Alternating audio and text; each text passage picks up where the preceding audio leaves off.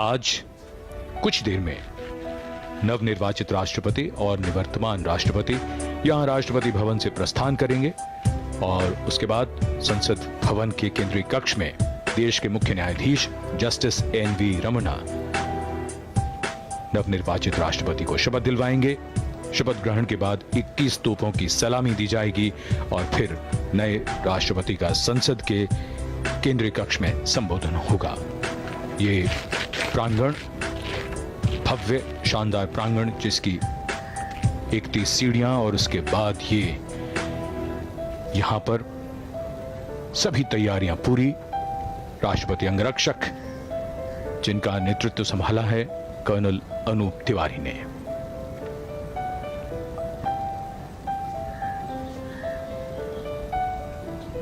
The President's bodyguard, ready, awaiting the arrival at this majestic forecourt of Rashtrapati Bhavan of the President and the President-elect.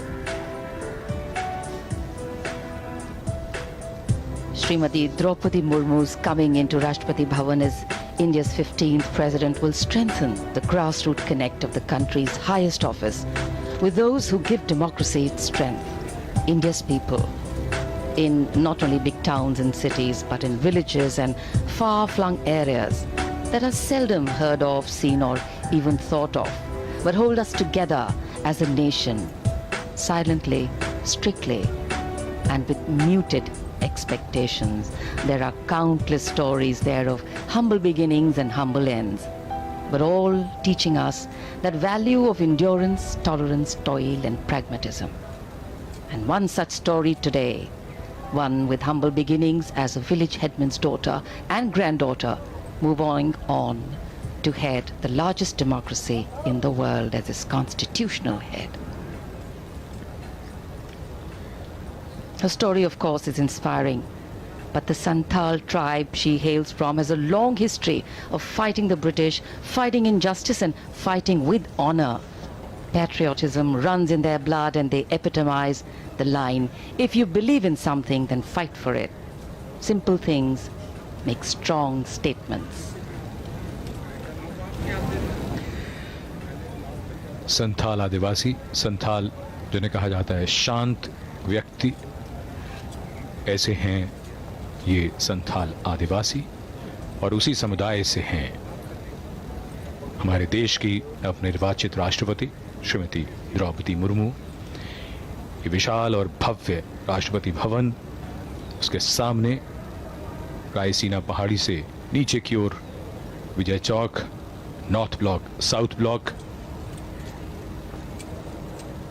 वास्तुकला का एक शानदार नमूना।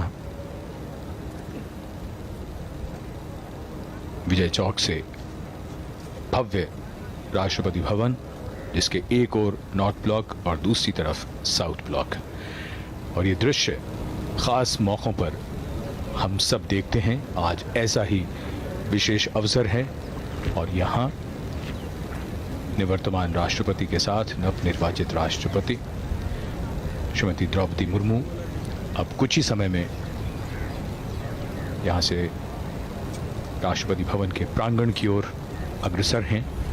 वहां से वो प्रस्थान करेंगी माननीय राष्ट्रपति जी की साथ संसद के केंद्रीय कक्ष की ओर। Specially placed cameras giving you an inside view of the galleries of Rashtrapati Bhavan. Interesting to know that there are 2.5 kilometers of corridors in Rashtrapati Bhavan.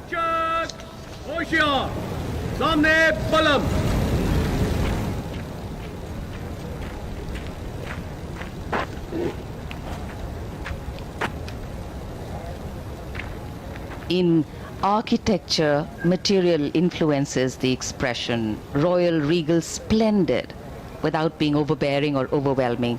The sandstone pink and cream combination used gives a feeling of space and dimension, new meaning, beautifully synced together, keeping Delhi's climate in mind. We are very blessed to have a lovely light breeze blowing here in the national capital.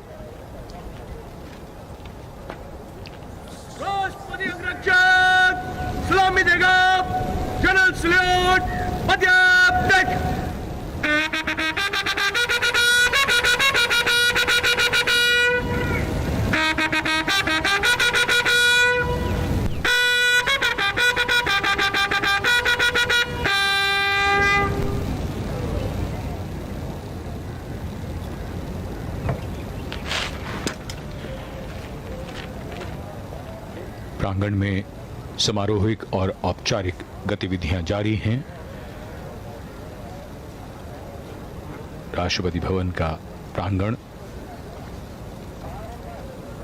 Rashtrapati Bhavan में कुल 227 खंबे हैं और उसका प्रांगण अंग्रेजी के अक्षर टी के आकार का है। मुख्य द्वार से भीतर तक दोनों ओर हरियाली और नहर है, फव्वारे हैं और यहां प्रांगण की लाल बजरी कालीन की तरह चमकती हुई लगती है।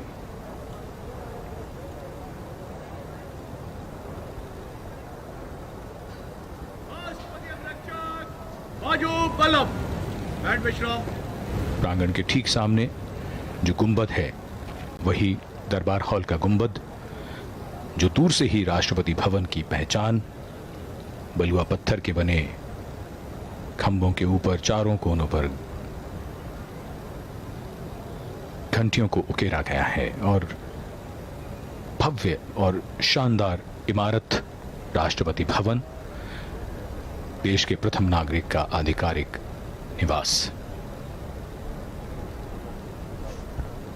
The work of democracy is hard, the progress of democracy is uneven, and the only path of democracy is through inclusion.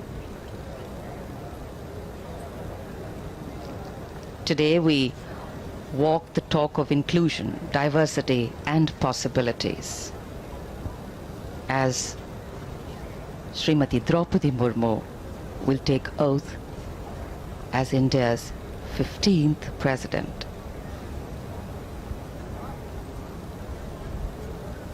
As the first tribal woman president of India, Srimati Murmu has not only made her family, her tribe or her well-wishers proud, she's ensured that every Indian's heart, irrespective of origin or background, beats to the tune of the uplifting rhythm of pride, applause and joy.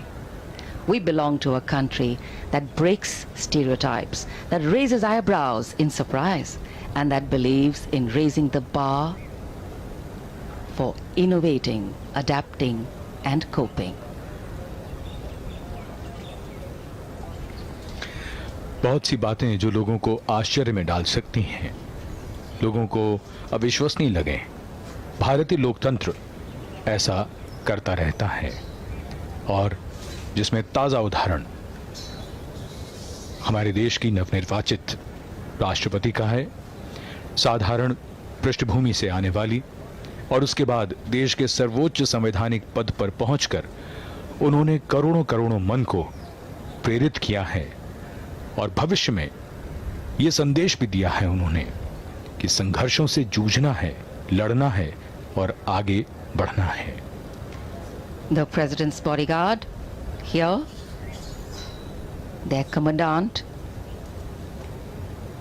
Colonel Anup Tiwari, the second in command, Lieutenant Colonel Ramakant Yadav. राष्ट्रपति अंगरक्षकों की regiment भारतीय सेना की सबसे पुरानी regiment है और इस रेजिमेंट की स्थापना सन 1773 में वॉरेन हेस्टिंग्स ने की थी। सबसे पहले इसे द गार्ड ऑफ मुगल्स कहा गया था, लेकिन बाद में इसे अनेक नाम दिए गए। इस रेजिमेंट का गठन एक विशिष्ट घुड़सवार यूनिट के रूप में हुआ। स्वतंत्रता के बाद कई बार राष्ट्रपति अंगरक्षक ने अनेक युद्ध में अपने युद्ध कौशल का परिचय दिया। राष्ट्रपति अंगरक्षक के सैनिक समारोहिक औपचारिकताओं में दक्ष हैं, वे प्रशिक्षित घुड़सवार और कुशल टैंक चालक भी हैं। The President's bodyguard on magnificent dark bay and bay-colored mounts. And in fact, the guards are riding steeds that are the tallest held by any mounted unit in the country, at a minimum of 15.5 hands, and these magnificent horses are very well looked after by the 44 Military Veterinary Hospital. A unique, distinct regiment. The personnel are handpicked, all of them at least 6 feet tall. And of course, besides performing ceremonial duties for the president, the officers and men of the bodyguards are trained horsemen, paratroopers and tanksmen. Chushul in 1962, in the Western Theatre in 1965, and in Operation Pavan in Sri Lanka in 1988. They've all seen action there.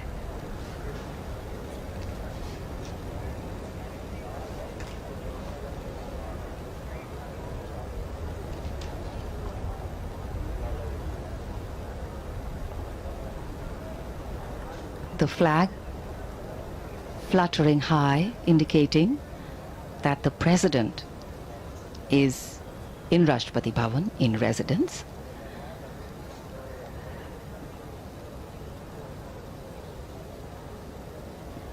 Equality, freedom, justice, pluralism, tolerance, respect, participation. The list of values that a democracy stands for include that which has been stated by earlier generations and also those which evolve as time goes by. To keep up with the times, to yet bring in tradition so that the past and the future are connected by the present. That is a legacy we leave behind. नवनिर्वाचित राष्ट्रपति का जीवन महिलाओं और बालिकाओं के लिए बड़ी प्रेरणा है। ज्यादातर समाजों में हमने देखा है कि लिंग भेद होता है, बेटा बेटी में भेद किया जाता है और ऐसे में बालिकाओं के सामने, महिलाओं के सामने संघर्ष और भी ज्यादा कठिन हो जाता है। पिछले कुछ वर्षों में सरकार ने बालिका विकास के लिए कई कदम उठाए हैं, जिनमें बेटियों को बचाने के लिए बेटियों को बचाओ और इसी के साथ बेटी बचाओ बेटी पढ़ाओ, सुकन्या समृद्धि योजना, सीबीएसई की उड़ान योजना, लड़कियों के लिए मुफ्त या राज सहायता प्राप्त शिक्षा, कॉलेजों और विश्वविद्यालयों में महिलाओं के लिए आरक्षण, माध्यमिक शिक्षा के लिए लड़कियों को प्रेरित करने की राष्ट्रीय योजना। इसके साथ साथ जो सबसे महत्वपूर्ण बात आ जाती है वो ये कि जितने भी अवसर हैं उसमें कहीं कोई भेदभाव ना हो, समानता हो, लड़कों के बराबर उन्हें भी आगे बढ़ने के वो सभी अवसर प्राप्त हों और ये सुनिश्चित हो घर से। वो समाज जब भेद नहीं करता, जब बेटा और बेटी समान हैं, तब वो समाज पूरी तरह से विकसित होता है, विकास करता है। ये ऐसी कहानियां हैं जो प्रेरणादायी हैं और जिनकी मिसालें आने वाली पीढ़ियां भी देंगी।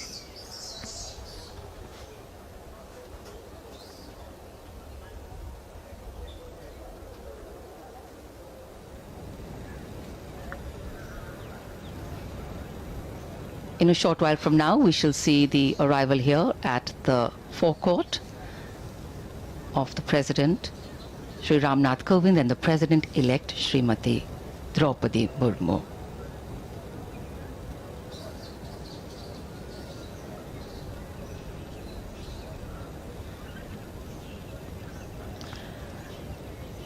As the constitutional head of the country, the President is de facto also the first citizen of India, playing a significant role of the head of state of India.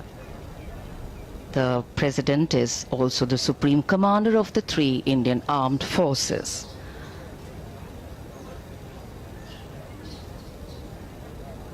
It is laid down in our constitution that the President has the responsibility and the authority to accord with, to defend and protect the Constitution and its rule of law.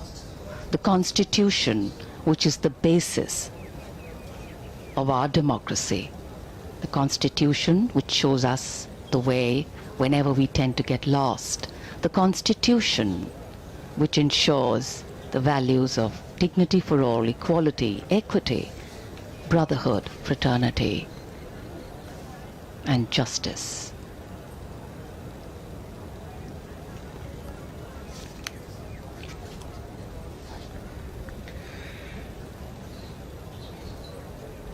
राष्ट्रपति अंगरक्षक मुस्तैद राष्ट्रपति भवन के प्रांगण में दरबार hall के सामने, ये प्रांगण की मुख्य सीढ़ियां, और अब से कुछ देर में नवनिर्वाचित राष्ट्रपति और निवर्तमान राष्ट्रपति दोनों यहां पधारेंगे। उसके बाद उन्हें राष्ट्रीय सैल्यूट दिया जाएगा और फिर वो प्रस्थान करेंगे संसद भवन के केंद्रीय कक्ष की ओर। ये दृश्य राष्ट्रपति भवन की ओर से, और यहां दरबार हॉल में निवर्तमान राष्ट्रपति और नवनिर्वाचित राष्ट्रपति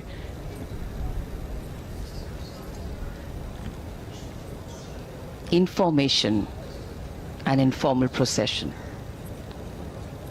The President of India, Shri Ramnath Kovind, and the President-elect of India, Srimati Draupadi Murmu, going past and through the Darbal Hall.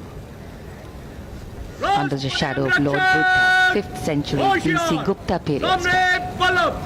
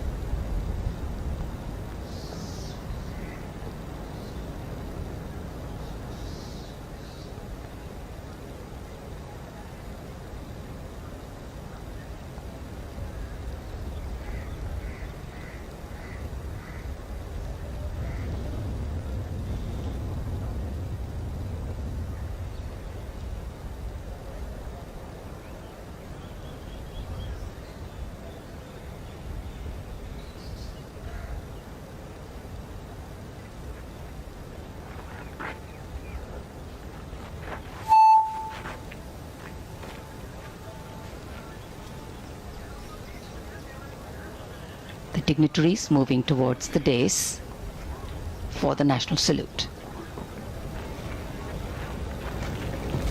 राष्ट्रपति अंगरक्षक सलामी देगा। राष्ट्रीय सल्यूट पद्यात्मक।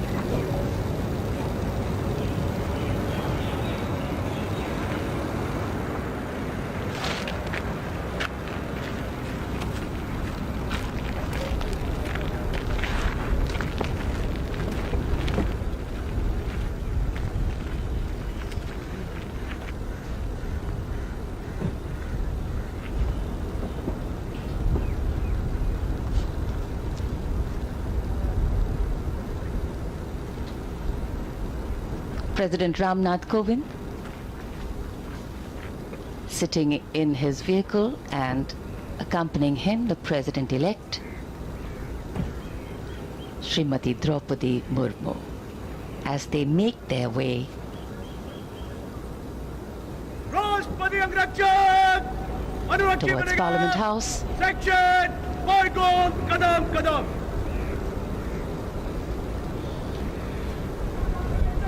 राष्ट्रपति भवन से नवनिर्वाचित राष्ट्रपति श्रीमती द्रौपदी मुर्मू और निवर्तमान राष्ट्रपति श्री रामनाथ कोविंद प्रस्थान कर रहे हैं संसद भवन के केंद्रीय कक्ष की ओर। उनके साथ राष्ट्रपति अंगरक्षक,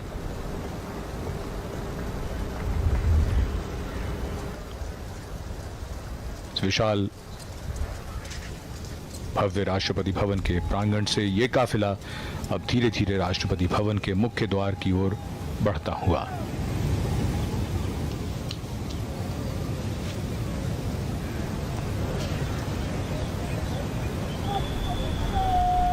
भारत के लोकतंत्र का एक महत्वपूर्ण दिन, खास मौका।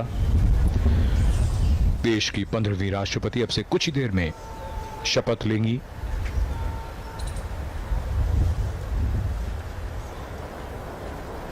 रायसीना पहाड़ी पर बना विशाल और भव्य राष्ट्रपति भवन, जिसकी नींव सन 1911 में रखी गई थी और इसी के जयपुर कॉलम के नजदीक से गुजर रहा है ये काफिला जो अग्रसर है संसद भवन की ओर। The President's limousine is escorted by the President's bodyguard proceeding to gate number 5 of Parliament House. In fact, the 6 Sikh will turn out guard at the southern side of the Jaipur column for departure. Commanding Officer Colonel S.K. Mohanty,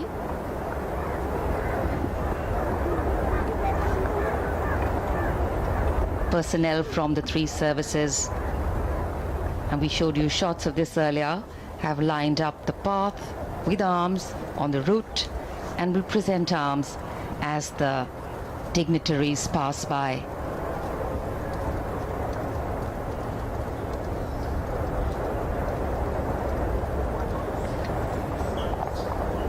Rashtrapati Bhavan की भव्यता, प्रांगण दोनों ओर नहर और फव्वारे और काफिला धीरे धीरे मुख्य द्वार की ओर बढ़ता हुआ। विशाल लोहे का मुख्य द्वार जो विशेष अवसरों पर खोला जाता है, और आज ऐसा ही विशेष अवसर है जब भारत की 15वीं राष्ट्रपति अब से कुछ ही देर में शपथ ग्रहण करेंगी। निवर्तमान राष्ट्रपति श्री रामनाथ कोविंद का कार्यकाल पूरा हो रहा है।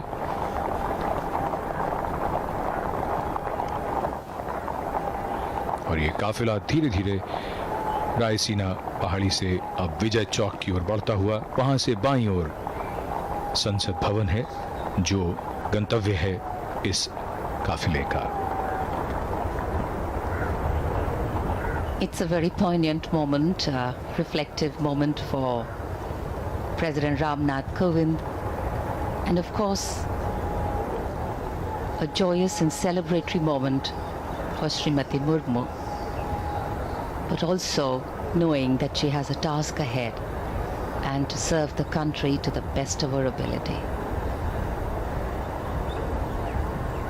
The guard and personnel from the 3 services lining the path with the fundamental responsibility of maintaining the integrity of the Constitution of India. The President of the largest democracy in the world is vested with specific legislative and judicial and financial powers, among many others, to ensure that the sanctity of the Constitution is upheld. And Indian democracy is the result of the great gift our founding fathers gave us. The gift of a constitution that, other than being the longest written constitution in the world, holds in its embrace the firmness to provide us solid and strong roots and the liberalism to give us wings to grow, fly and change. And as we await the swearing-in ceremony of India's 15th president to take place, Srimati Draupadi Murmu will soon hold with her the sacred responsibility of maintaining the integrity of this constitution as the new President of India. ये काफिला रायसीना पहाड़ी से विजय चौक की ओर बढ़ता हुआ और दोनों ओर तीनों सेनाओं के पर्सनल पूरे मार्ग में बहुत ही खास अवसर। देश के राष्ट्रपति संवैधानिक प्रमुख होते हैं, तीनों सेनाओं के सर्वोच्च कमांडर होते हैं और देश के प्रथम नागरिक होते हैं। बहुत ही खास अवसर जब एक राष्ट्रपति का कार्यकाल पूरा हो रहा है और नई राष्ट्रपति इस पद की जिम्मेदारी अब से कुछ देर में ग्रहण करेंगी।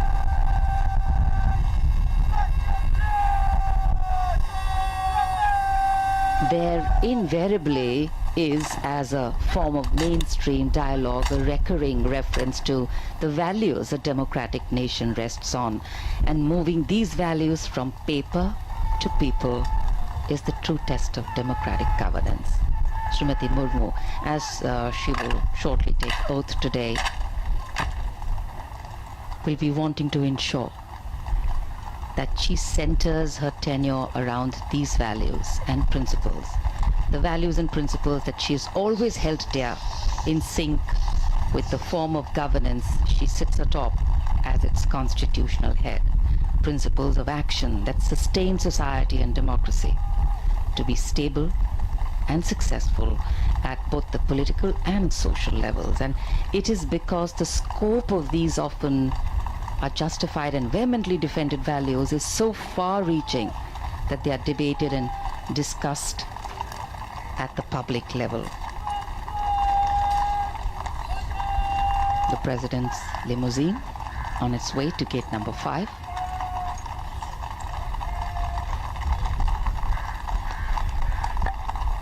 जन कल्याण की यात्रा सतत निरंतर चलती रहती है। भारतीय लोकतंत्र के लिए एक बेहद शानदार दिन, जहां सर्वोच्च संवैधानिक पदों पर किस तरीके से हस्तांतरण होता है, ये इसके हम सब गवाह बन रहे हैं, साक्षी बन रहे हैं। और ये हमारे लोकतंत्र की, हमारी लोकतांत्रिक विरासत की ये खूबसूरत तस्वीर।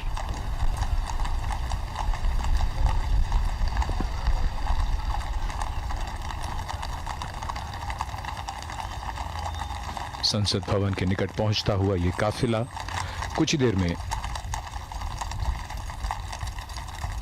संसद भवन के गेट नंबर 5 पर पहुंचेगा।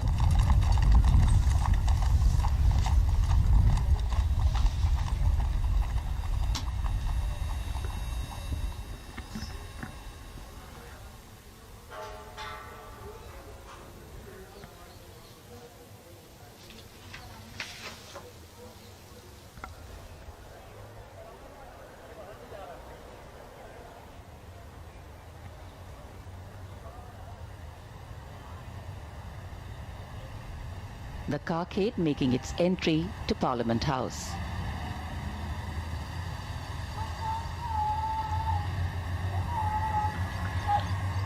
संसद भवन में दाखिल होता हुआ ये काफिला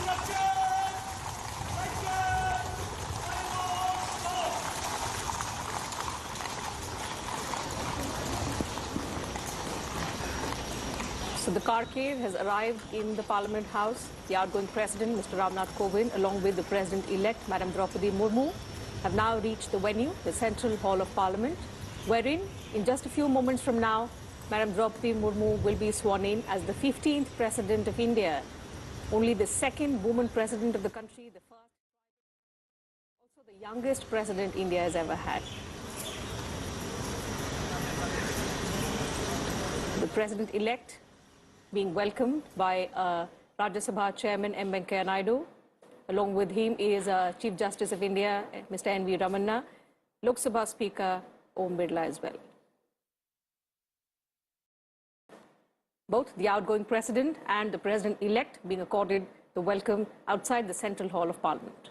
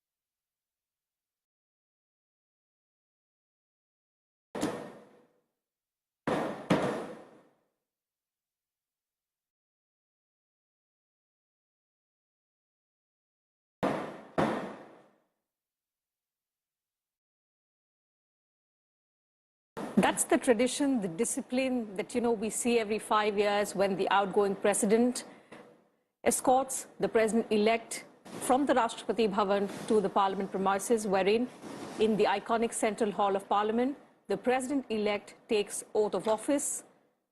Madam Draupadi Murmu will, in a short while from now, Speaker Om Birla, Prime Minister Narendra Modi, members of the Union Cabinet, also the chief ministers of various states, state governors as well, and a host of other dignitaries in attendance inside the Central Hall of Parliament. Chief Justice of India, Mr. N.V. Ramanna, will administer the oath of office to Madam Draupadi Murmu, who will, in a short while from now, take oath as the 15th President of India from the iconic Central Hall of Parliament. बिल्कुल अपने आप में ये ऐतिहासिक तस्वीरें कुछ ही पलों में नवनिर्वाचित राष्ट्रपति द्रौपदी मुर्मू देश के सर्वोच्च संवैधानिक पद की शपथ लेंगी। आजादी के बाद जन्म लेने वाली वो पहली राष्ट्रपति होंगी, साथ ही दूसरी महिला राष्ट्रपति और जनजातीय समुदाय से राष्ट्रपति पद तक का सफर तय करने वाली पहली महिला।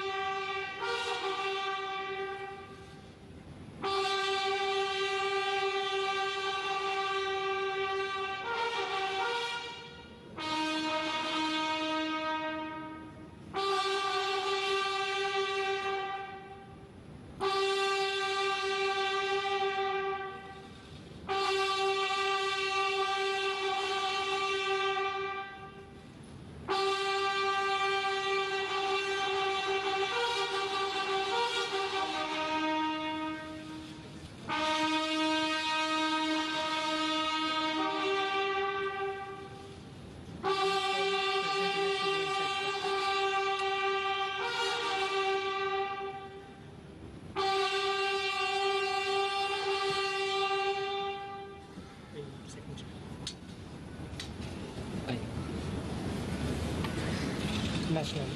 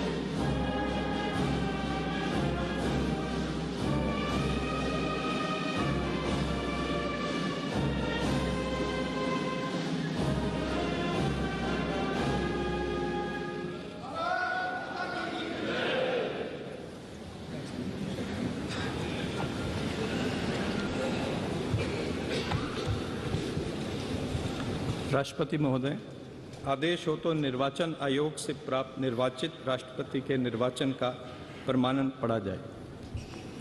यतः भारत के संविधान के अनुच्छेद 324 द्वारा भारत के राष्ट्रपति के पद के निर्वाचन का अधीक्षण, निर्देशन और नियंत्रण भारत निर्वाचन आयोग में निहित है और यतः श्री रामनाथ कोविंद की पदावधि का अवसान वर्ष 2022 के जुलाई मास के 24वें दिन तदनुसार शक संवत के वर्ष 1944 के श्रावण मास के दूसरे दिन होने के लिए नियत है और यतः भारत के राष्ट्रपति के पद को भरने के लिए संविधान तथा राष्ट्रपतीय और उपराष्ट्रपतीय निर्वाचन अधिनियम 1952 के उपबंधों और तदधीन बनाए गए नियमों और आदेशों के अनुसार निर्वाचन करा लिया गया है तथा परिणाम घोषित कर दिया गया है। अब इसलिए भारत निर्वाचन आयोग एतद द्वारा प्रमाणित करता है कि श्रीमती द्रौपदी मुर्मू वर्ष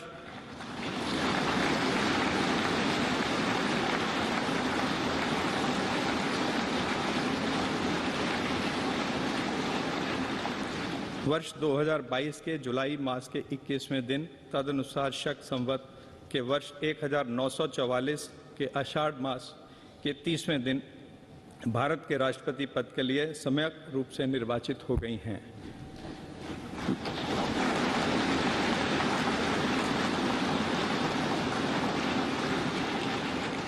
भारत गणराज्य के 73वें वर्ष में हमारे हस्ताक्षर और भारत निर्वाचन आयोग की मोहर से वर्ष 2022 के जुलाई मास के इस 21वें दिन तदनुसार शक संवत के वर्ष 1944 के आषाढ़ मास के 30वें दिन प्रदत्त किया गया।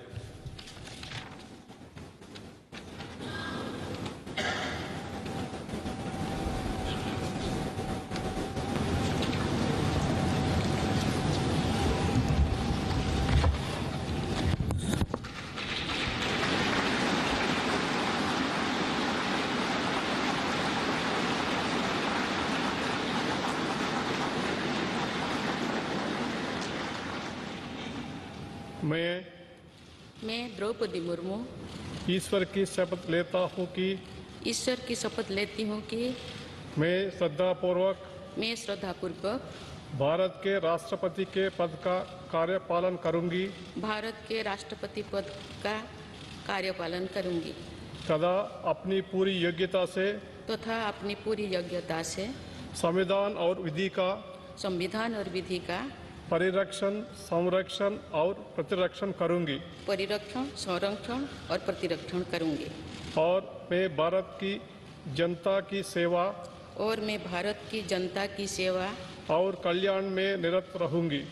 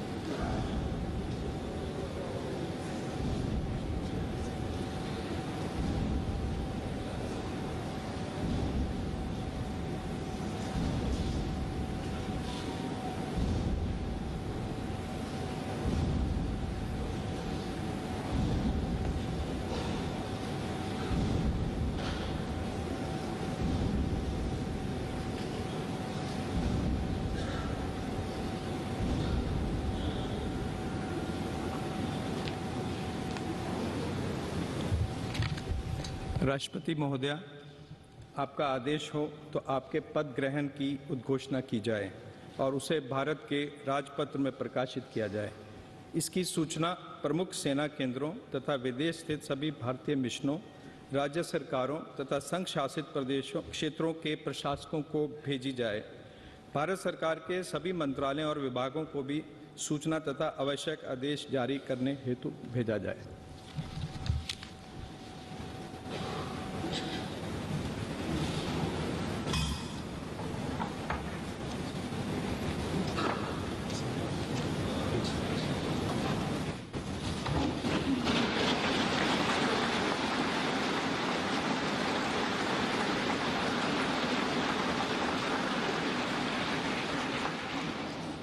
आदरणीय श्री रामनाथ कोविंद जी, उपराष्ट्रपति श्री एम वेंकैया नायडू जी, प्रधानमंत्री श्री नरेंद्र मोदी जी, लोकसभा के स्पीकर श्री ओम बिरला जी, चीफ जस्टिस एन.वी. रमन्ना जी, सम्मानित सांसदगण, अन्य महानुभावों, देवियों और स्वजनों तथा मेरे प्यारे देशवासियों, सभी को जोहार।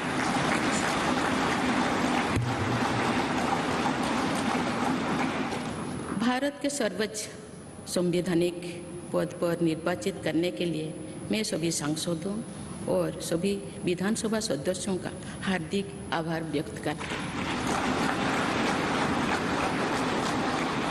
आपका मत देश के करोड़ों नागरिकों के विश्वास की अभिव्यक्ति है। मैं भारत के समस्त नागरिकों की आशा, आकांक्षा और अधिकारों की प्रतीक इस पवित्र संसद से सभी देशवासियों का पूरी विनम्रता से अभिनंदन करते हैं।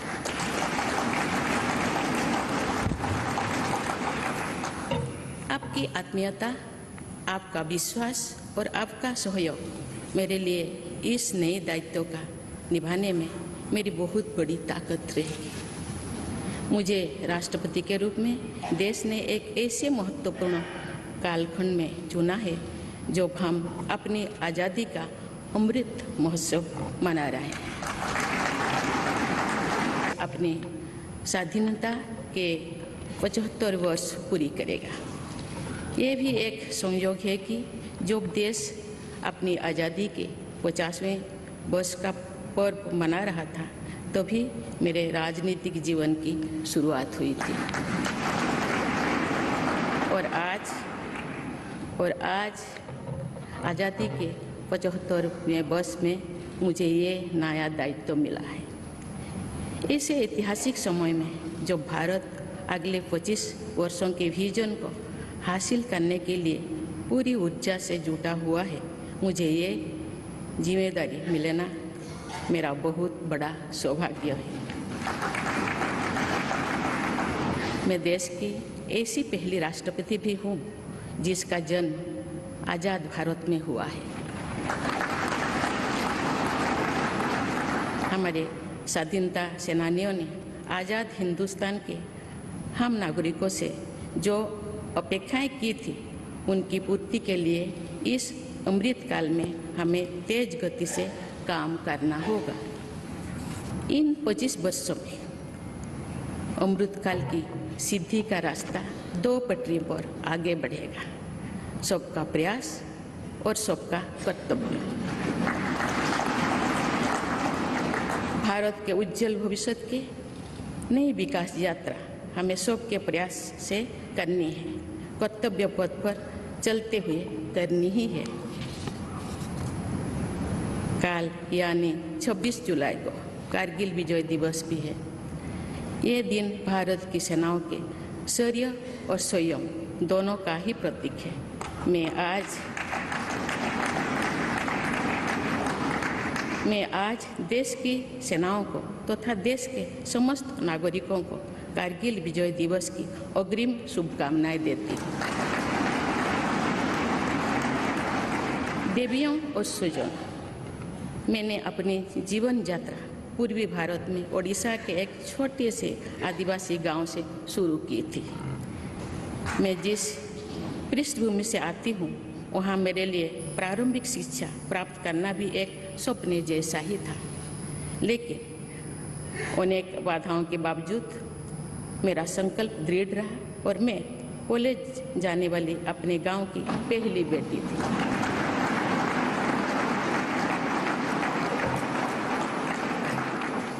मैं जनजातीय समाज से हूँ और वार्ड काउंसिलर से लेकर भारत की राष्ट्रपति बनने तक का अवसर मुझे मिला है। ये लोकतंत्र की जननी भारतवर्ष की महानता है। ये हमारे लोकतंत्र की ही शक्ति है कि उसमें एक गरीब घर के पैदा होने बेटी, दूर सुदूर आदिवासी क्षेत्र में पैदा हुई बेटी भारत के सर्वोच्च संवैधानिक पद तक पहुंच सकती है। राष्ट्रपति के पद पहुंचना मेरी व्यक्तिगत उपलब्धि नहीं है, ये भारत की प्रत्येक गरीब की उपलब्धि है। मेरा निर्वाचन इस बात का सबूत है कि भारत में गरीब सपने भी देख सकता है और उन्हें पूरा भी कर सकता है।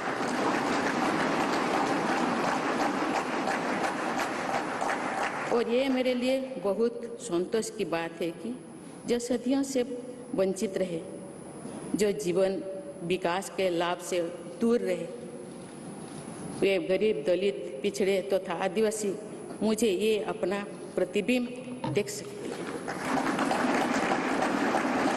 मेरे इस निर्वाचन में देश के गरीब व का आशीर्वाद शामिल है। देश की करोड़ों महिलाओं और बेटियों के सपनों और सामर्थ्य की झलक है। मेरे इस निर्वाचन में पुराने लीग से हटकर नए रास्ते पर चलने वाले भारत के आज के युवाओं का साहस भी शामिल है। ऐसे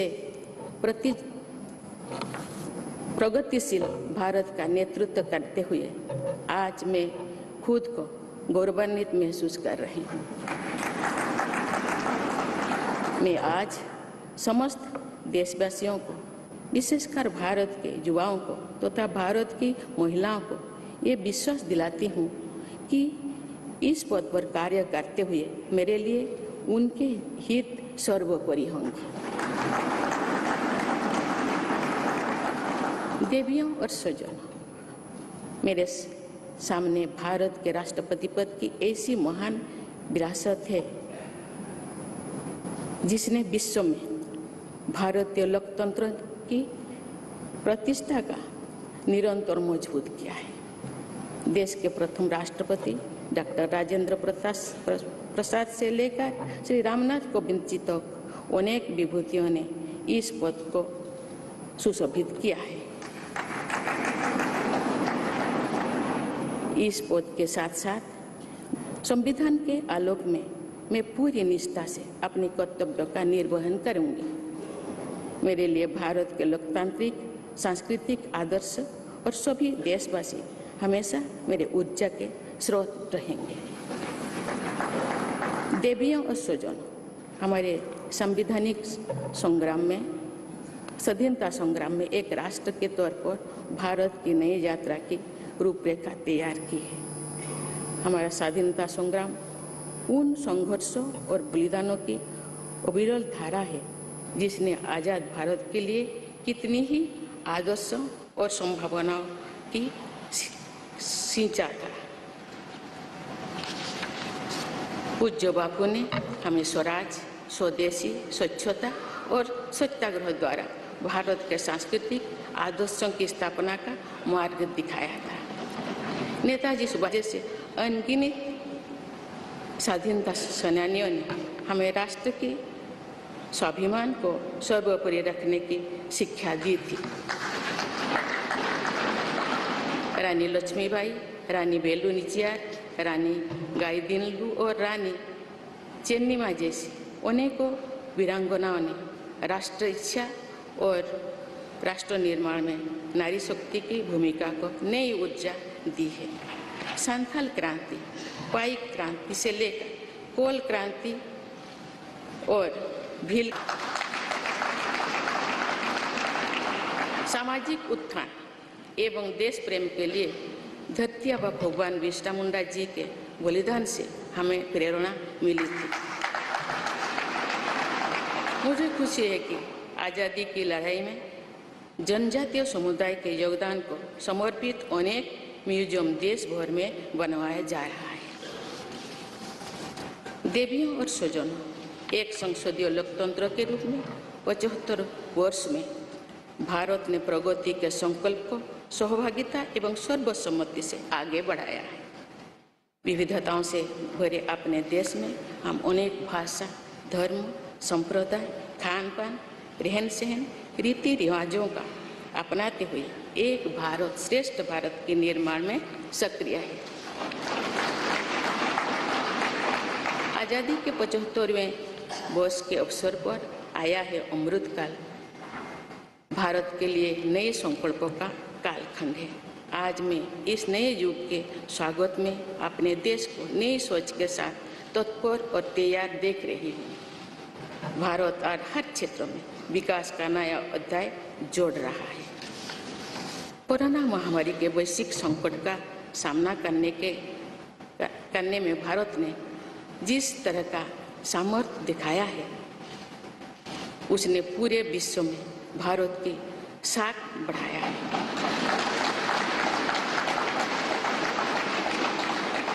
हम हिंदुस्तानियों ने अपने प्रयासों से न सिर्फ इस वैश्विक चुनौती का सामना किया, बल्कि दुनिया के सामने नए मापदंड भी स्थापित की।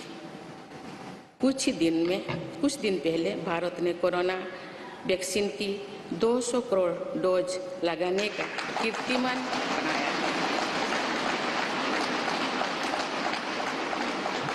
इस पूरी लड़ाई में भारत के लोगों ने जिस संयम, साहस और सहयोग का परिचय दिया, वो एक समाज के रूप में हमारी बढ़ती हुई शक्ति और संवेदनशीलता का प्रतीक है। भारत ने इन मुश्किल हालात में न केवल खुद को संभाला, बल्कि दुनिया की मदद भी की। कोरोना महामारी से बने माहौल में आज दुनिया भारत को नए विश्वास से देख रही है। दुनिया की आर्थिक स्थिरता के लिए, सप्लाई चेन की सुगमता के लिए और वैश्विक शांति के लिए दुनिया को भारत से बहुत उम्मीदें हैं। आगामी महीनों में भारत अपनी अध्यक्षता में G20 ग्रुप की मेजबानी भी करने जा रही है। इसमें दुनिया के 20 बड़े देश भारत की अध्यक्षता में वैश्विक विषयों पर मंथन करेंगे। मुझे विश्वास है भारत में होने वाले इस मंथन से जो निष्कर्ष और नीतियां निर्धारित होंगे, उनसे आने वाले दशकों की दिशा तय होगी। देवियों और स्वजनों, दशकों पहले मुझे रायरंगपुर में श्री अरबिंदो इंटीग्रल स्कूल में शिक्षक के रूप में कार्य करने का अवसर मिला था। कुछ ही दिनों के बाद श्री अरबिंदो जी की 150वीं जन्म जयंती मनाई जाएगी। शिक्षा के बारे में श्री अरबिंदो के विचारों ने मुझे निरंतर प्रेरित किया है। जन प्रतिनिधि के रूप में विभिन्न पदों पर कार्य करते हुए और फिर राज्यपाल के रूप में भी मेरा शिक्षण संस्थानों के साथ सक्रिय जुड़ाव रहा है। मैंने देश के युवाओं के उत्साह और आत्मबल को करीब से देखा है। हम सभी के श्रद्धेय अटल जी कहा करते थे कि देश के युवा जब आगे बढ़ते हैं तो वे सिर्फ अपने ही भाग्य नहीं बनाते, बल्कि देश का भी भाग्य बनाते हैं।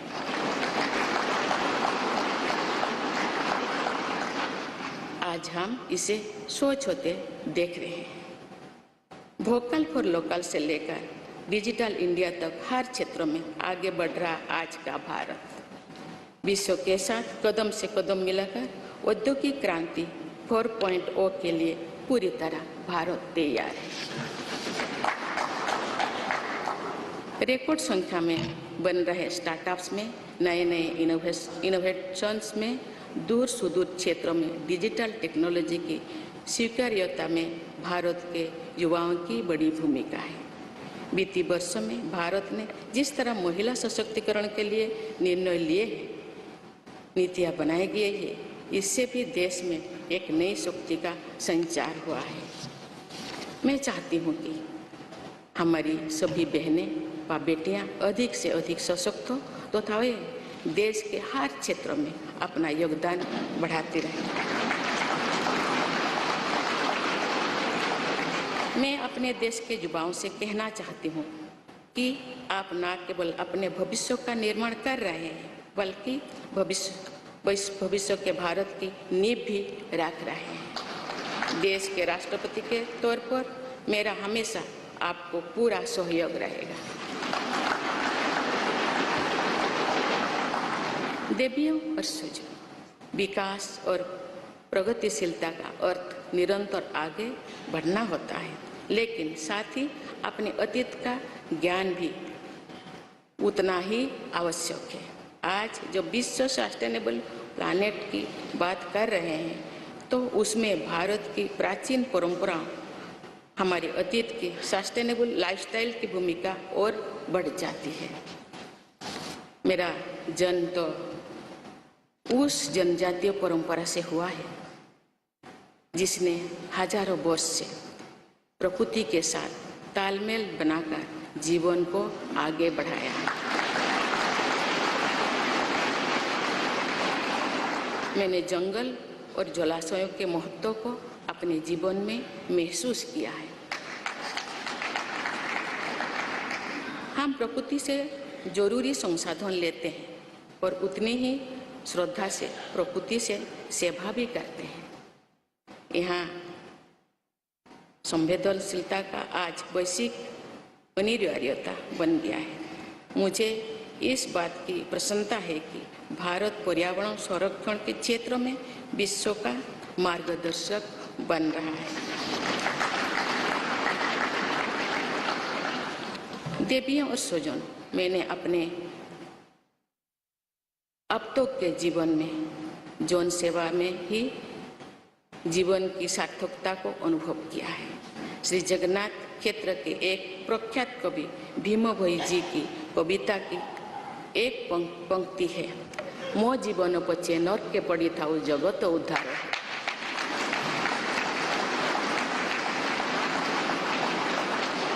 अर्थात अपने जीवन के हित और हित से बड़ा जगत कल्याण के लिए कार्य करना होता है। जगत कल्याण की इसी भावना के साथ मैं आप सब के विश्वास पर खरा उतरने के लिए पूरी निष्ठा व लगन से काम करने के लिए सदैव तत्पर रहूंगी। आइए हम सभी एकजुट होकर समर्पित भाव से कर्तव्य पथ पर आगे बढ़े तथा वैभवशाली व आत्मनिर्भर भारत का निर्माण करें। धन्यवाद। जय हिंद, जय Bharat.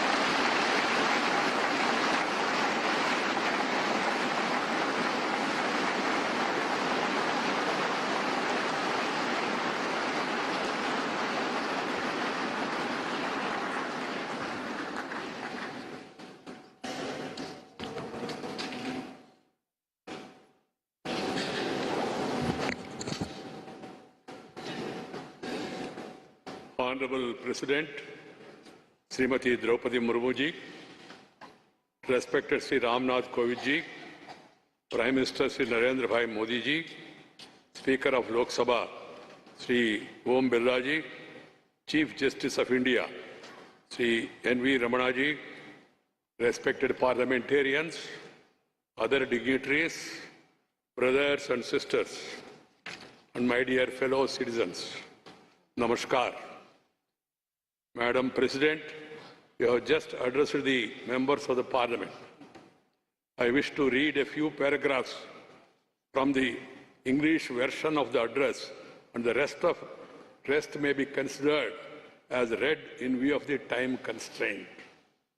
I express my heartfelt gratitude to all members of Parliament and legislative assemblies for electing me to the highest constitutional post of India.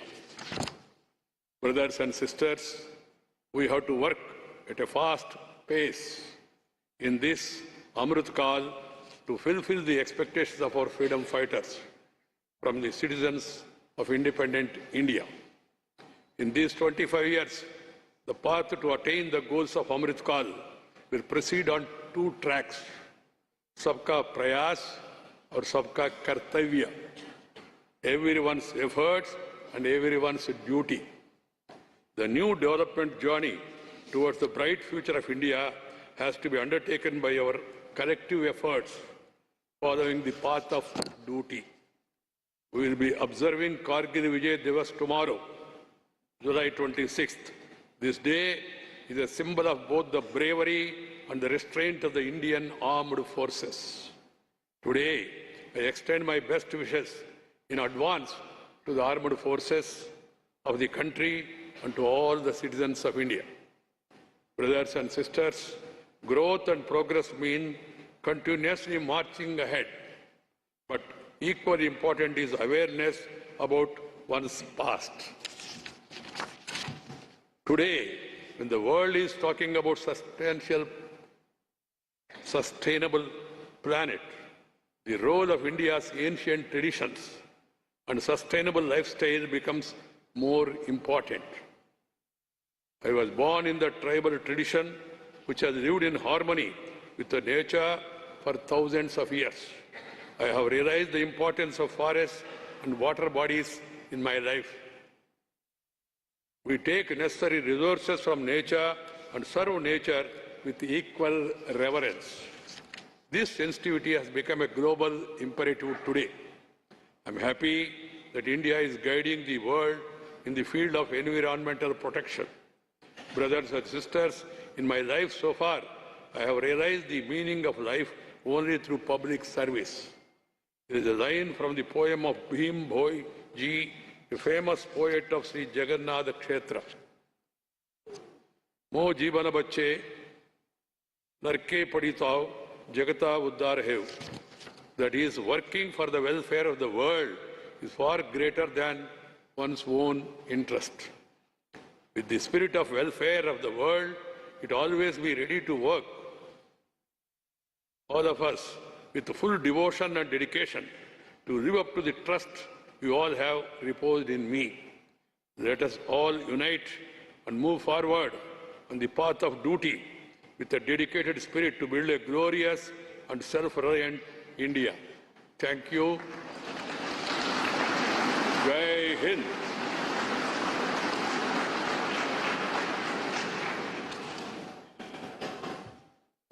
राष्ट्रपति महोदया, आपकी आज्ञा हो तो समारोह की कार्यवाही समाप्त की जाए।